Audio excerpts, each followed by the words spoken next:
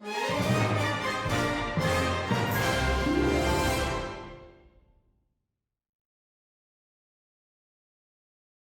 आइए एक अंदोनाक कौमी सानहे की तरफ। जो ट्रेन भरी हुई थी तबलीगी इज्तिमा में शरीक करने वालों से, और उसके अलावा इसके अंदर दूसरे मुसाफिर भी मौजूद थे, उसको हादसा हुआ तेज़गाम ट्रेजिडी के नाम से अब ये सानहा याद किया जाएगा। जब मैं आपके लिए STH रिकॉर्ड कर रहा हूँ, उस वक्त तक की ख़बरों के मुताबिक 70 के करीब मासूम शहरी इसके अंदर जाँ बहक हुए और एक बदतरीन हादसा हुआ। बोगियों को आग लग गई। ये विजुअल्स आपके सामने, बहुत डिस्टर्बिंग विजुअल्स हैं माजरत के साथ, लेकिन ख़बर को इस्टेब्लिश करने के लिए, उसका इम्पैक्ट इस्टेब्लिश करने के लिए हमें चंद एक विजुअल से दिखाने पड़ेंगे। मैं इससे पहले ट्वीट कर चुका हूँ इमरान खान साहब का बयान, दोबारा से आपके सामने बयान रख देते हैं। उनके ख्याल के मुताबिक इस किस्म के हादसा कितने संजीदा हैं, कम से कम इतने संजीदा तो होते हैं कि उसके ऊपर मिनिस्टर्स को रिज़ाइन करना पड़ता है।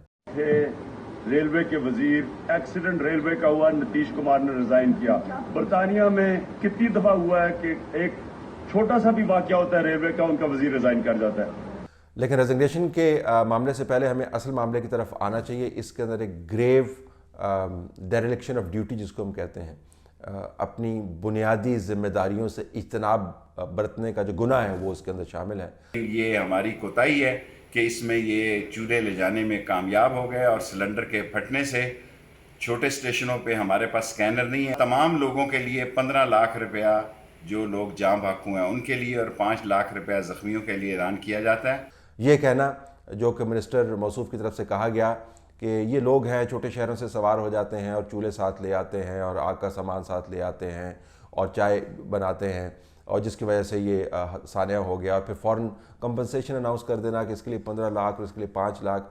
अभी फातिहा खानी हुई नहीं, जो कितने लोग इसके अंदर शहीद हुए, उनकी डेड बॉडीज़ काउंट हुई नहीं, उनकी हालत किस किस्म की है, उनके नाम क्या हैं, तो आपने पैसे पहले से अनाउंस कर दिए। यानी कि एक वतीरा ये बन गया कि अगर आपने पैसे अनाउंस कर दिए तो कम से कम वो लोग जो लवाहिकीन हैं वो पैसों के लालच में, मफरूज़ा ये है, इस ट्रेजिडी की अकाउंटेबिलिटी है वो नहीं मानेंगे। दूसरा ये कि तमाम के तमाम निज़ाम को ब्लेम कर दिया जी, पुराना 1861 का ट्रैक बना हुआ है जी, छोटे गेज का ट्रैक है जी, बड़े गेज की तरफ जा रहे हैं, नई ट्रेनें चला रहे हैं, लोगों को पता नहीं है, वगैरह वगैरह हज़ार तौजीहात नहीं है। लेकिन बुनियादी तौर पर कोई ये सवाल के जवाब नहीं दे रहा कि आपने तो निज़ाम को स्ट्रीमलाइन करना था ना।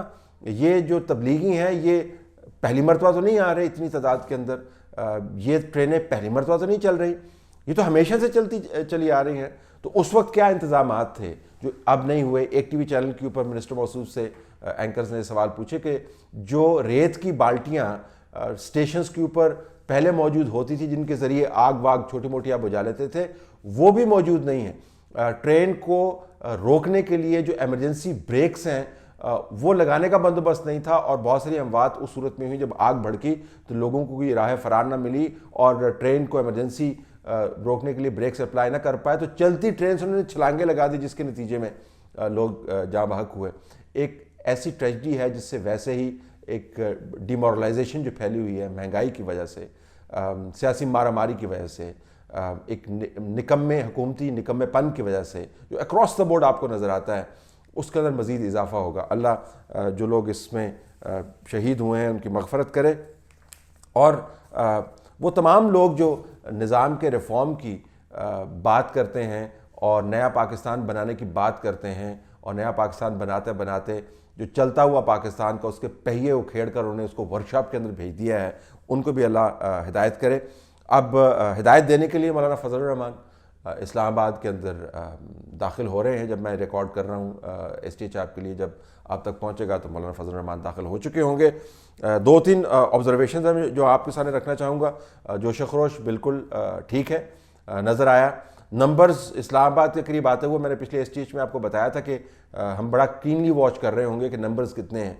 वो आपको बहुत बड़ी तादाद में बढ़ते हुए नज़र नहीं आएंगे। उसकी बुनियादी वजह यह है कि नून लीग की जो क़यादत जेल से बाहर है, उसने असूली तौर पर ये और अंदरूनी तौर पर ये फ़ैसला यकीनन कर लिया होगा, जिसका नतीजा सामने आया कि हमने कोई बंदा मार्च के अंदर नहीं भेजना।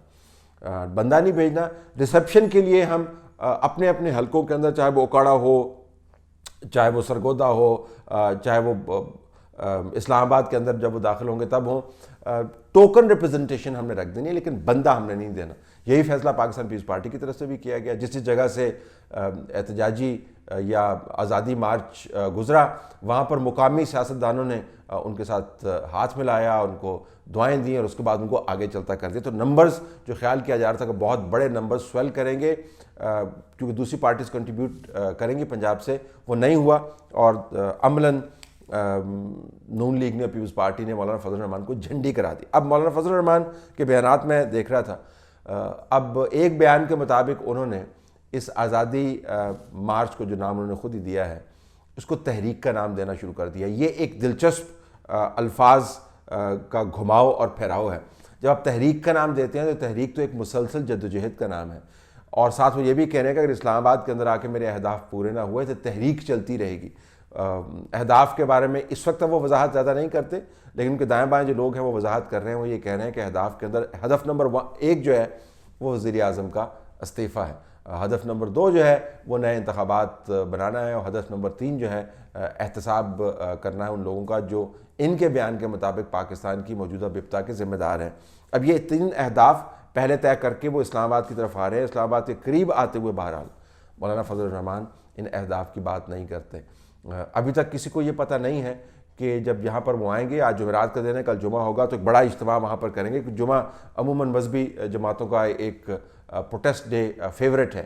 तमाम लोग मसाजिद के अंदर मौजूद होते हैं और लाउड स्पीकर भी आपके कंट्रोल में होते हैं, तो आप एक बड़ा हंगामा खेज किस्म का जुमे की नमाज के बाद एक तस्वीर कशी कर सकते हैं अपने अज़म के बारे में। तो जुमे को बिलखसूस आपको धुआंधार तकारीर मिलेंगी, लेकिन हफ्ते को क्या होगा, इतवार को क्या होगा, सोमवार को क्या होगा, और बीच में अगर जो मौसम बन रहा है अगर बारिश हो जाती है, तो मौलाना जो कह रहे थे कि हम यहाँ पर 2 हफ्ते के लिए बैठेंगे, उस प्लान का क्या होगा।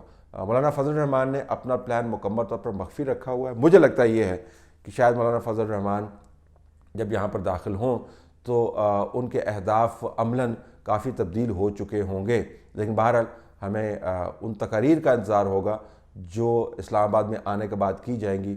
वो तकारीर आपको बताएंगी कि अहदाफ कितने तब्दील हुए हैं उस वक्त जब ये चले थे और उस वक्त अब जब ये इस्लामाबाद के अंदर दाखिल हो गए हैं।